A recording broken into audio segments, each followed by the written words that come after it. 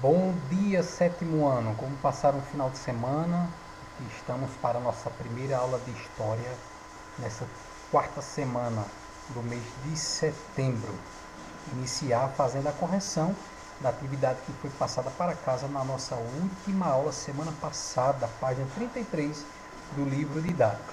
E aí nós teríamos esse pequeno texto, né? Nós temos esse pequeno texto aí do Roger Osborne, que diz assim: em meados, metade lá do século XV, só abrindo aqui um parênteses, a gente comentou bem, foi esse texto na nossa última aula pelo Zoom.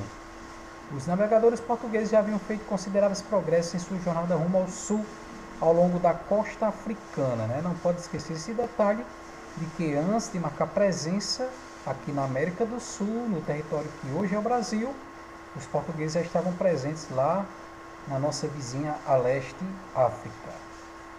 Os portugueses não foram à África em busca de escravos, mas descobriram que havia escravos à venda nos mesmos mercados onde compravam outros materiais, ou onde compravam, melhor dizendo, materiais, marfim, madeira, mas a gente viu que tem outros também, pimentas, especiarias e tudo mais.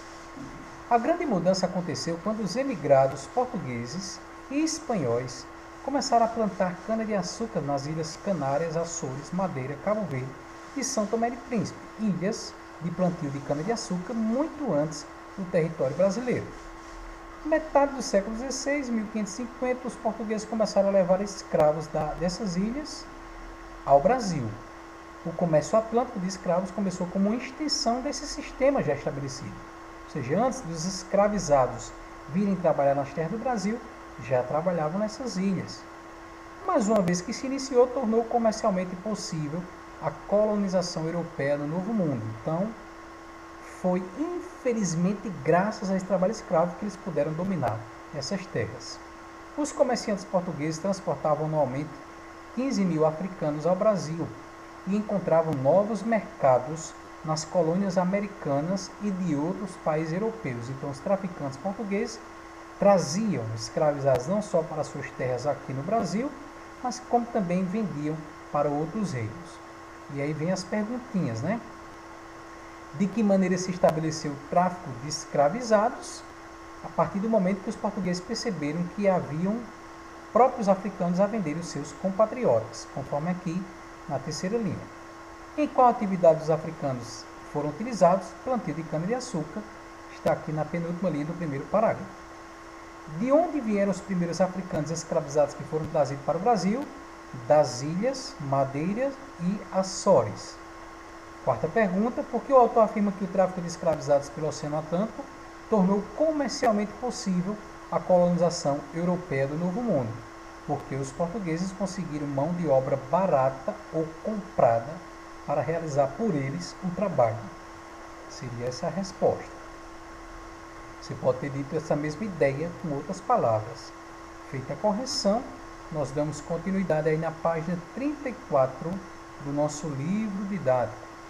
Então, esse chamado tráfico negreiro, conforme nos diz lá o primeiro parágrafo da página 34, foi sim uma atividade rentável, gerou muito lucro aos traficantes portugueses, mas também uma das realidades mais cruéis, conforme os nossos colegas também comentavam na nossa última aula pelo Zoom.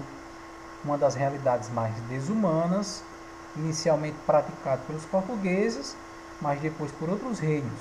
Uma triste realidade que se estendeu aí dos anos 1500, século XVI, no reino de Portugal aqui, e depois no Império do Brasil, até o século XIX, quando em 13 de maio de 1888 a princesa Isabel assina a famosa Lei Áurea, dando liberdade aos escravizados. Veja essa frase: a calúnia grande é o mar, que leva os corpos para sempre. A calunga pequena é a terra que os recebe como sementes. Até rima, é uma frase da historiadora Lilian Moritz e está falando aí da ideia de que o mar levava as pessoas que não mais voltariam, familiares, amigos, companheiros, reis e até guerreiros de pequenos reinos que haviam na África eram vendidos navios dos quais nunca mais se veriam nem voltariam à sua terra natal. Os navios iniciavam o embarque na região da Costa do Ouro, aportando até o litoral de onde se situa Angola na atualidade. Outros partiam do Golfo de Benin, Nigéria na atualidade. Depois de embarcados, tinha início a travessia do Atlântico. Trouxe aqui um pequeno mapa para ilustrar o que esse parágrafo nos diz. Pronto, esse mapa que vocês veem aí na tela, mostrando de onde vinham e para onde iam parte dos escravizados. Então, aqueles que embarcavam de Guiné vinham para a Bahia, os que embarcavam em Angola vinham para as províncias de Pernambuco e do Rio de Janeiro, e aqueles que embarcavam de Moçambique vinham também com os de Angola para o Rio de Janeiro. É um pouquinho a ideia do que aquele parágrafo está dizendo para nós. E aí nós temos nessa página 34 um esquema do que seria esse navio negreiro e 2 parágrafos ao lado que nos dá uma ideia dessa triste realidade sofrida pelos africanos nos porões desses navios. De amplas proporções, imenso, grande, o navio negreiro, inicialmente projetado para transportar mercadorias, foi adaptado para traficar pessoas. Seus porões tinham 3 níveis: o porão propriamente, onde ficava o armazenamento de água e comida, a falsa coberta, onde ficavam os escravizados, e a coberta para a tripulação. Você imagina aí um porão de navio dividido ao meio, de maneira que sobrou um pequeno espaço do qual os escravizados mal conseguiam ficar de pé. Os porões não tinham janelas nem ventilação para evitar que as pessoas se jogassem em alto mar. As condições de transporte eram desumanas, centenas de pessoas eram empilhadas umas sobre as outras, impossibilitando muitas vezes que pudessem se mexer, esticar as pernas ou se levantar do lugar. Lembra que a triste mentalidade do branco português ou europeu era de que não se tratavam de pessoas, e sim mercadorias. Então, a preocupação era amontoar quanto mais lucro, mais escravos a ser vendido. Poucos eles estavam preocupados com o bem-estar das acomodações dessas pessoas. Se você tiver curiosidade, pelo aplicativo RA Positivo instalado no seu celular, você pode fazer a leitura desse código de realidade aumentada e conhecer um pouquinho melhor sobre os detalhes do navio negreiro. Lá na página 35, diz que a viagem chegava a durar 3 meses, dependendo das condições climáticas, da força dos ventos ou também da distância. A alimentação era muito pouca, escassa, não havia banheiros. Então você imagina que as necessidades eram feitas em qualquer lugar ali do navio, né? E a fedentina, que não ficava aquele ambiente, calor, abafamento, quantidade de pessoas, falta de estrutura, o sacolejo do mar faziam com que a travessia se tornasse 3 meses de viagem insuportável. Os que não resistiam tinham seus corpos lançados ao mar. Muitas vezes, quando ocorria uma tempestade, olha que triste, os traficantes escolhiam mulheres e crianças para lançá-las fora e diminuir o sobrepeso da embarcação. Mulheres e crianças porque eram vendidos a preço mais barato. Isso é triste ler uma informação dessa, saber que as pessoas eram quantificadas por preço, por valor monetário, por moeda, por pagamento, como se fossem objetos. Esses navios negreiros também podem ser chamados de tumbeiros, devido à grande quantidade de mortes. Então, pouco mais da metade, 60% da tripulação, chegava sadio ou com vida ao destino.